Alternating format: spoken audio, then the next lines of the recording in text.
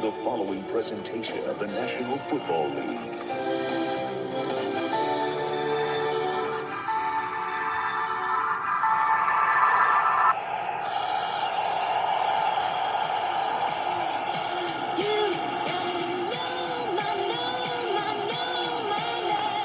From Pop Warner to high school, college to combine, they've worked toward this day when the NFL will call their name. Carson Palmer. Carson Palmer knows prestige. While restoring it at SC, he earned one of football's enduring symbols, the Heisman. Jimmy Kennedy.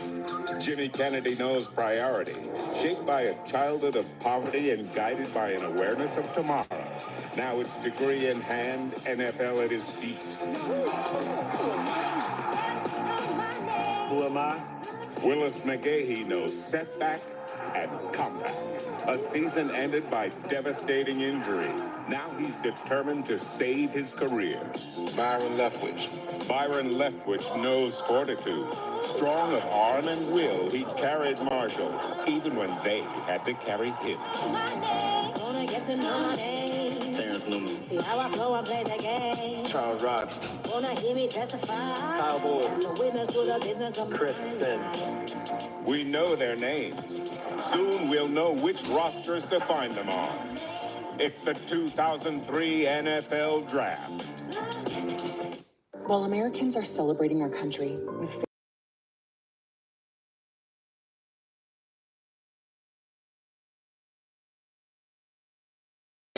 It's the 2000 presented by Coors Light. 32 teams, 7 rounds, 262 picks. Gavel to gavel coverage here in the theater at Madison Square Garden. Representatives and fans from every team. And it's like we're in mid-November because we already know that Carson Palmer is the #1 pick, the Heisman Trophy winner from USC. He'll be announced as the Cincinnati Bengal. With us here, or maybe the next man to go. Charles Rodgers is in New York, the fabulous wide receiver for Michigan State. Could he stay home and be a Detroit Lion? Terrence Newman, as good as corner as we have seen from Kansas State. He'll go very high. And then the big fellas, Jimmy Kennedy, beat Nixon in 1960, beat offensive lineman for Penn State. Where will he go? Terrell Suggs, the speed merchant from the defensive end slot from Arizona State. Will he stay home in Tempe in Arizona? And the fabulously accurate quarterback from Marshall, Byron Leftwich. He's a righty, but he's Leftwich at quarter. 20 years ago, we had perhaps the most memorable draft ever. 6 quarterbacks taken, including first overall John Elway, taken by Baltimore, but he was a Denver Bronco. Dan Marino was the 6th of 6 taken that year. It turned out all right in Miami. Jim Kelly was in the USFL, but the Buffalo Bills tabbed him, and he helped them circle the wagons. 3 of the 6 of the quarterback class. One's a Hall of Famer, 2 are about to be. And today we might see Palmer, Leftwich, Kyle Boller, Rex Grossman, Chris Sims. Not trying to compare him to that. Could have 5 quarterbacks in the first round. That's right. Chris Sims, son of, a guy with pretty good NFL pedigree, as we have here. Hi, everybody. I'm Chris Berman, and welcome to the 68th annual NFL selection meeting, commonly known as the Draft. It began at 35 with Jay Berliner, and here we are right now. With this, as always, 20 years for you now, Mel Kiper? Let's do 20 more, Boom. Would you get tired of this? I survived, pal. I survived. Yes, you do. Chris Mortensen dressed, I've never seen you dressed this well. At least I'm dressed. That would certainly be a scary sight. And with us here in New York for the first time, but the longtime coach of the Minnesota Vikings, coach at Stanford, coach at Northwestern, football guru Dennis Green. Well, it's great to be a second year at ESPN, first year with the draft. I'm honored. You don't have any cards or picks left over? I've got a lot Minnesota, of stuff Randy in there. Moss. I see a lot of Viking jerseys out there. They're rooting for you. They're rooting for you. Don't. Well, we know that Carson Palmer, and we will meet him shortly, he's been selected, or will be officially, by the Cincinnati Bengals to play quarterback eventually for that franchise to try and lead them out of the dark ages. Now, We have news. We've already had a trade yesterday involving a top 5 pick. Bears out, Jets in. Are we done up there, Mort? No, the Lions are on the clock. Interestingly, they're getting much more action than the Bengals ever did for the number 1 pick. And right now, the Lions in the last 24 hours, we know they've talked to New England. We know they've talked to Dallas. We know that they can sit there and take Charles Rodgers or Terrence Newman. I think it would be Rodgers if they stay there. But now the New York Jets, which moved into that number 4 spot of the Bears, apparently have been talking to the Lions about going up there and getting their player of their choice, making sure, whether that be Dwayne Robertson or Andre Johnson, we think it's Dwayne Robertson. So now all of a sudden, the Jets are a player for this pick, or the Lions simply stay there and take their guy, I think Charles Rodgers. They're hoping. They went up to get to, they assumed to get Dwayne Robertson, and I mean, the way teams are theoretically talking to Detroit or New England is not going to be a possibility for that slot right now.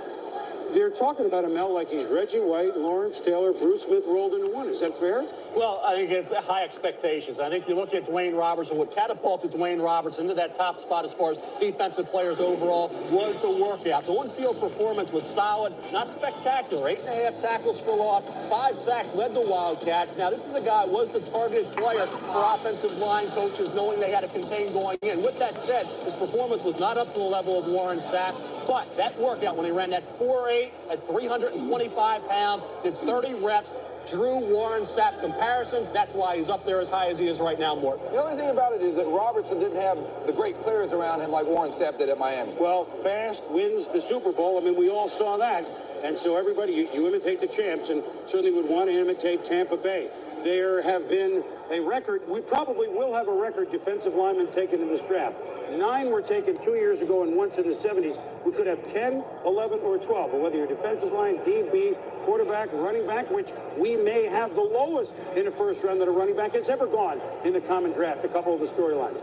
Denny, whether you're picking 1, 3, or 30, what's the action like right now? Exciting right now, because what you know is this is America. We've got great football players, whether you're 4 or 24. What you know is a lot of good players, and I'm going to get me some. And there's nothing better than the draft to acquire talent to build a championship team. But you better have a plan. You're picking 24, you better have 20. What'd you tell us? You got to have 24 players. That's what you know. You know there's got to be. And if you don't have 24 players you love, keep looking until you do. And the Jets better have 4 in mind where they're sitting right now. I guarantee you, those guys are good. They've been in the playoffs 2 straight years. They know they've got 4 players they love. They know what they do. Well, you know what? One of the storylines we'll be following today, this season, next season, is unfolding in the draft room in Dallas, where, for the first time as Dallas Cowboys head coach, Bill Parcells, Super Bowl champion, will hook horns, if you will, with Jerry Jones, Super Bowl champion. Will they hook horns? Will they be just a stampede leading the Cowboys back? That's one of the places where we will be in the draft room. But it's all conjecture until we open this thing. So why don't we do that? Okay? Isn't it about time? Go to the commissioner.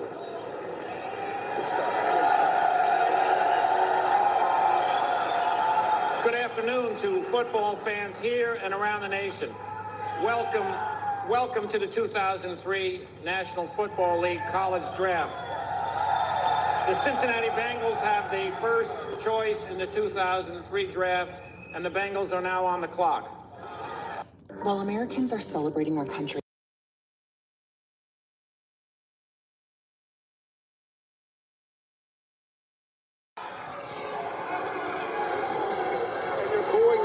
You can't do that.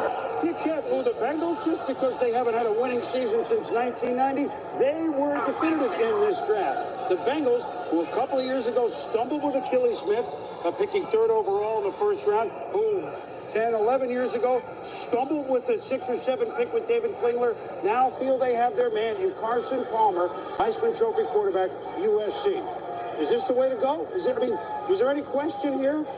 No, Chris, the question was, would it be Byron Leftwich, Carson Palmer? Leftwich had the leg injury late in the year. Carson Palmer had an unbelievable season. You talk about a turnaround year. 13 touchdown passes, 12 interceptions as a junior. Norm Chow, the offensive coordinator, this was the second season in Norm Chow's offense. First time in his career he had the same coordinator back-to-back years. He went off. I mean, you talk about a guy who had a great year. He put up huge numbers. It's now official. Let's go down to the commissioner. With the first choice in the 2003 draft, the Cincinnati Bengals select Carson Palmer, quarterback from Southern Cal. What an exciting moment. You're the #1 pick of the draft. What a you year. for 4,000 yards. You've come from, well, not nowhere, but certainly off his junior year. You're the Heisman Trophy winner. You've signed a 6-year, $40 million contract plus some incentives. You're the 4th overall pick to be a quarterback, 4th #1 overall pick in the last 5 years, and you have a chance one day to perhaps say, hey, I was a cornerstone in turning around the Cincinnati Bengals. And if that's the case, that is quite a statement, isn't it? Well, it really is. And I think the Cincinnati Bengals That is did quite a two great statement. things. They hired Marvin Lewis first, and then Carson Palmer first also. I think they're off to a flying start. And there was some debate a while, but it looked like they knew exactly what they were doing. What a change this year was for Carson Palmer. Well, it was, this is a guy who started 4 years at Southern Cal, but he went through a lot of quarterback coach changes, and once he settled in with Norm Chow, the offensive coordinator there at Southern Cal, and Steve Sarkisian, the quarterback coach, he really started to bloom, and in his second year under those guys, he hit the Heisman. And Mort, you're talking about a guy did not begin the season as a first-round possibility. Began as maybe a second or third rounder. I said 13 touchdowns, 20 interceptions. Not impressive statistics as a junior. This season, though, 33 touchdowns, 10 interceptions. Dramatically turned around that touchdown-interception ratio. A guy that physically has it all. 6'5", 235 pounds, mobile for a man his size. Great arm, and I said all along, if they felt he was the next Troy Aikman or Drew Bledsoe, you take him, you get him signed, you get the deal done. There's Green Kelly making the catch. He had Mike Williams, a spectacular freshman receiver, #1 there, best freshman receiver in America. So he did have talent around him. You see the mobility here, the ability to avoid, the strength, to shake off the tackle, move on, and hit the receiver down the field. That's Mike Williams again. So I think when you look at the lack of fire and maybe enthusiasm, passion, everybody said the same thing about Troy Aikman when he came out of UCLA. Was he fiery enough? Was he emotional enough about football? He turned out to be, obviously, an exclamation point. Definitely yes, Chris. Carson Palmer in the same mold of an Aikman and a Bledsoe going to the Bengals. You know what's interesting? And look, often the Heisman Trophy winner, well, as a kid, goes to the best guy in college. This is not about a projection to the pros, but it's the first Heisman Trophy winner that we have #1 overall going since 1987, quarterback Vinny Testaverde. It's happened 17 times that the Heisman has gone #1, but it hasn't happened since 87 Vinny, 86 Bo Jackson, and some of the names he's joining are Billy Sims, Paul Hornung, Tom Harmon, so #1 overall Heisman Trophy, and that certainly is a change. Chris Fowler, who has covered Carson Palmer his entire college career, was with him at the Heisman, of course, is with him right now as he takes a huge step into the rest of his professional life. Chris? Boomer, thanks. It is another special New York weekend for Carson Palmer. 4 months ago, it was the Heisman Trophy. 2 days ago, you signed the contract. So you're the only guy back in the green room that knew your fate coming in. But still, you said your heart was pounding when they called your name. Oh, definitely. I was definitely nervous. And anytime you're on live TV and there's cameras around, I just naturally get nervous. Well, there's going to be a lot of cameras around you in years to come. The #1 pick, the pressure that goes with that, the history of the franchise, just the toughness of playing quarterback at the NFL. Do you feel like you're going to be prepared for all that? You've been through plenty at USC. Yeah, definitely. I've been well prepared and in Los Angeles at USC and kind of been through the ringer there. So I've definitely had some experience with some ups and downs, and hopefully there'll be a lot more ups for me. What are your plans for year one? David Klingler, Achilles Smith, 2 guys the Bengals took, maybe didn't expect to play in the first year, ended up doing so. Would you like to sit, or do you want to get right in there? Of course, it's going to be tough to sit just because of my competitive nature, but there's a great quarterback there now, John Kitna, and he's a veteran, and he's been in this league for a long time, and hopefully I'll have a chance to really learn a lot from him and kind of grow underneath him. Kitna wears your number 3, though. You're wearing number 9, right? Yeah, I had to switch it up. Carson, wish you the best of luck with the Bengals. Thank you. The newest Bengal, top pick, first Heisman winner to be the top pick since Vinny, Chris. Hi, Chris and Carson. Thank you very much. Of course, one Heisman Trophy winner from USC that went #1 overall. When I looked at the list real quickly, a guy named O.J. Simpson with the Buffalo Bills. If Carson can be close to how successful he was on the football field, then we have something. And certainly hoping that is the coach of the Cincinnati Bengals, Marvin Lewis, as his era in Cincinnati begins with our Coors Light video conferencing. And Marvin, we welcome you as head coaching ranks. We welcome you to the draft show so quickly. And when did you know that Carson Palmer was your man? We knew about 2 weeks ago, Chris, and so we've just worked hard to get him signed since that point.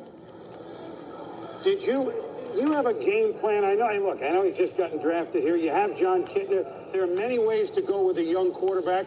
Some could sit for a couple years, some maybe later this year. I don't want you to predict how your season goes, but is there a game plan, and when we'll see Carson Palmer start for the Bengals? Well, the important thing was for us to get him signed so he could get started right away with the rest of our players. And Carson was really anxious to do that, and so he helped get that done. But we really want to, hopefully we'll have a great season with John, and we'll pick it up from there. What will be the difference now with the Cincinnati Bengals with you as head coach? You made the draft pick in a hurry. What will be the biggest thing you can bring to the Bengals to change a decade or so worth of negativity, Marvin?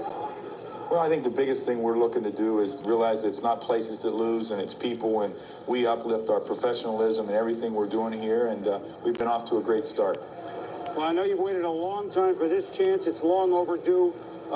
Good luck, and we'll be talking to you later. You are off to a great start. Thank you. Thank you. Marvin Lewis, the new coach of the Bengals. And Danny pointed out new hats. I kind of like when they changed in '81. They went to the Super Bowl when they went with those tiger stripes. We'll be back with Detroit on the clock. I'm Carson Palmer. Huh? Did I mess that up? What was the question? Can we start over? You're watching the NFL draft on ESPN. While Americans are celebrating our country with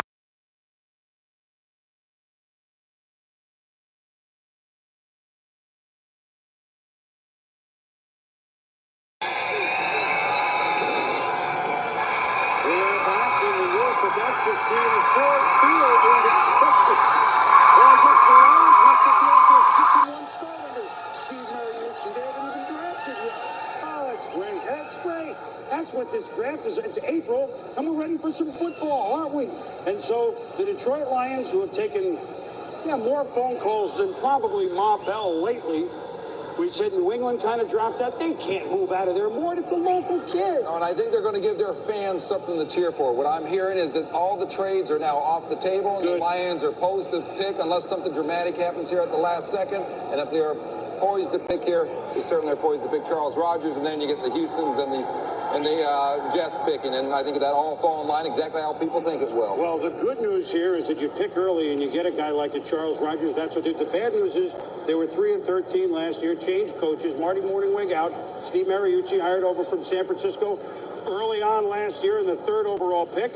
They got Joey Harrington. It just wouldn't make sense to me to give him a weapon. Give him a weapon. Get 10 years of Harrington to Rogers, right? Absolutely. Give him a big play weapon, too. One that everybody in the city of Detroit, the state of Michigan, knows can make big plays. And Boomer, there was some controversy involving Charles Rogers as we were leading up to the draft, because at the Indianapolis Scouting Combine in February, he tested positive for what was called diluted urine. And now what that turned out to be was excessive water in the sample. And Charles Rogers explained it as saying he woke up that morning, couldn't produce a sample, drank a lot of water, ended up with a diluted sample. That counts as a positive test for the NFL. He could be randomly tested, but it certainly had no impact on this draft because there was no documented evidence that this kid ever had a problem. But it was something that certainly came up. And problem, this isn't like a long sheet of theoretical problems as we've seen. We can get into it, but I don't think it's purposeful to get into someone you drafted at this point, Denny, Randy Moss, because the pick is in and they got to go home. They got to go home. The whole state's been watching him for the last 4 years. Let's go to the podium.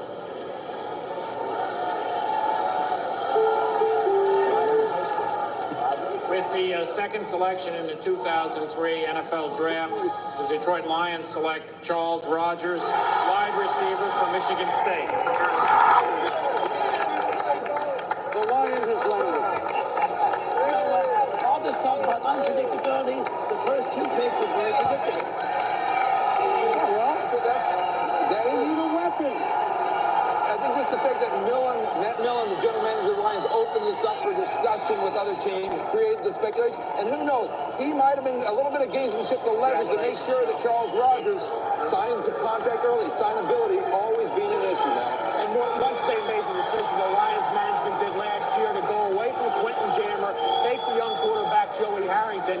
You got to come back this year. They added Dre Bly in free agency. They had 2 young quarterbacks, Andre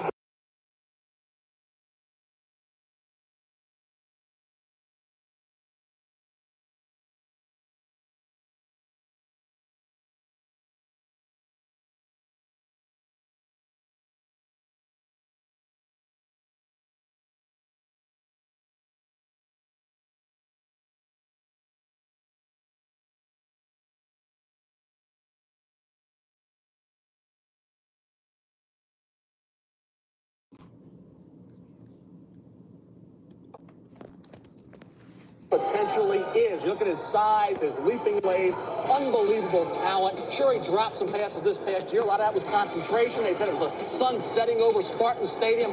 Quarterback inconsistency, quarterback problems. They used 3 different triggermen this year at Michigan State. That program had a ton of problems to deal with, a lot of distractions. He still put up good numbers, 21.9-yard average per catch. Did a heck of a job in that offense. He was the one shining star. You go back to the Notre Dame game. He made the unbelievable catch in the end zone, in the back of the end zone, to give the Spartans a lead. Then all of a sudden,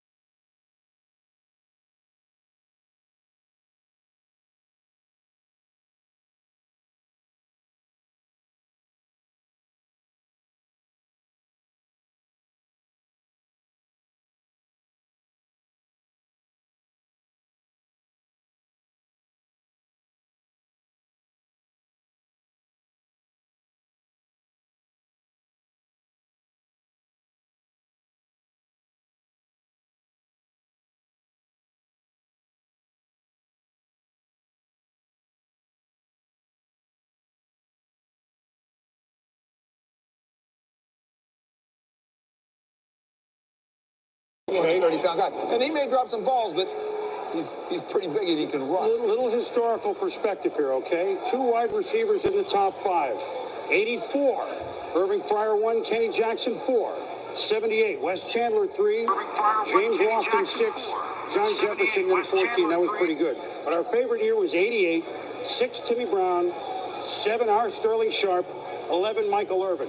Can Andre Johnson and Charles Rogers go down with this class of Brown, Sharp, and Irvin? We shall see. A lot of folks think they can, Mark Malone.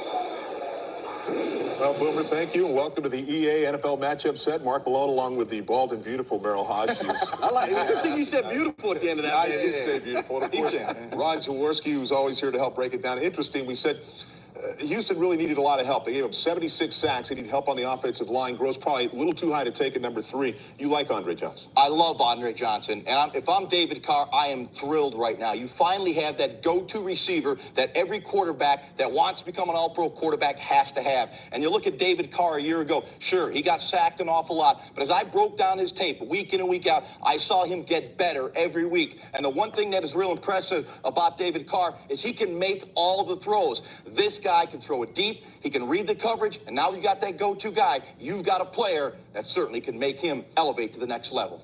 Well, what's interesting, too, Boomer, is the fact that they can probably take an offensive lineman in the second round. Back to you. Yeah, absolutely, Mark. They have picks later on. They got plenty of picks, Houston. And now the Jets are on the clock. So now we've gone quarterback, receiver, receiver. The crowd buzzing. We've heard JETS. You're about to have it. They didn't make this trade for nothing. They made it for this. Let's go down to the... While Americans are celebrating our country.